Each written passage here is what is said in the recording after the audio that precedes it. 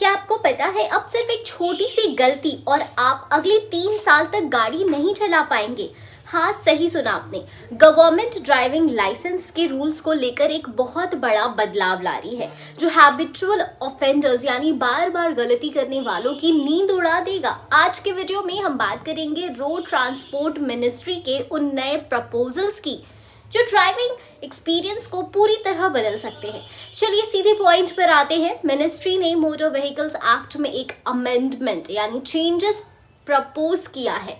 अगर आपका driving licence किसी ट्रैफिक वायलेशन की वजह से रिवोक या कैंसिल हो जाता है तो अब आप अगले 3 साल तक नया लाइसेंस अप्लाई नहीं कर पाएंगे।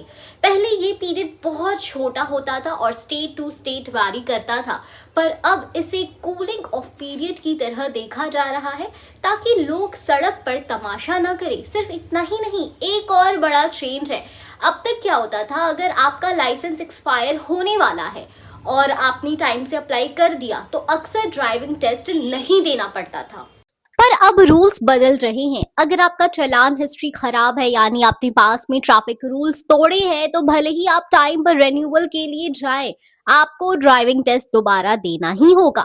अब अनसेफ ड्राइविंग करने वालों को कोई एग्जेम्पशन नहीं मिलेगी। इसके पीछे एक पूरा पॉइंट बेस्ड मॉनिटरिंग सिस्टम काम करेगा। इसको ऐसे समझिए, अगर आपने 3 साल में 12 पेनल्टी पॉइंट्स जमा कर लिए हैं तो आपका लाइसेंस 1 साल के लिए सस्पेंड हो जाएगा, और अगर सस्पेंशन के बाद भी आप नहीं सुधरे और फिर से 12 पॉइंट्स हो गए तो सीधा 5 साल का बैन।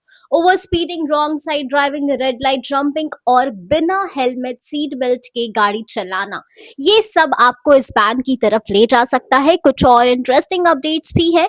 मेडिकल सर्टिफिकेट, पहले 40 साल की उम्र के बाद मेडिकल सर्टिफिकेट लगता था, अब मिनिस्ट्री इसे बढ़ाकर 60 साल करने की सोच रही है। हेवी व्हीकल्स, अगर आपको बड़ी गाड़ियां चलानी है तो अब आपका एक्सपीरियंस और स्किल्स रिक्वायरमेंट और भी ज्यादा स्ट्रिक्ट होने वाला है।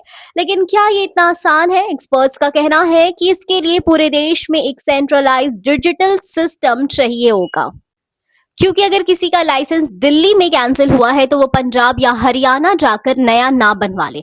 इस पर नजर रखना जरूरी था। साथ ही ये भी ध्यान रखना होगा कि अगर किसी की गलती नहीं है तो उसे बेवजह बैन ना झेलना पड़े। दोस्तों, हर साल इंडिया में 1.7 लाख से ज्यादा लोग रोड एक्सीडेंट में अपनी जान गंवा देते हैं।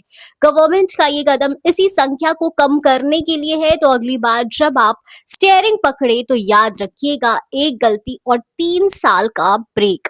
आपको क्या लगता है, क्या ये 3 साल का बैन सही है या थोड़ा ज्यादा सख्त है? कमेंट सेक्शन में अपनी राय जरूर बताएं और ऐसे ही वीडियोस के लिए इट्स इजी को सब्सक्राइब करें। हम फिर मिलेंगे अगले वीडियो में।